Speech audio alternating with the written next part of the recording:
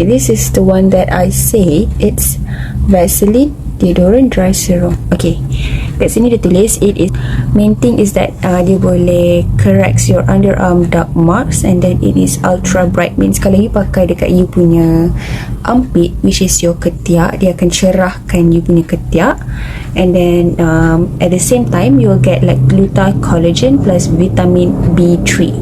Okay, so just now I dah cuba and I tried to put at my armpit, and bau dia sampai sekarang wangi. Okay, so korang kena press sikit, letak dekat jari, lepas tu korang letak dekat korang punya armpit lah, means korang punya ketiak kiri dan kanan.